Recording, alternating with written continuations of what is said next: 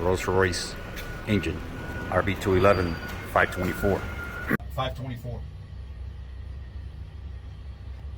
And we have this light right here. We have an instrument. It's called a borescope. And we stick it up inside the engine and we check with this monitor here. See?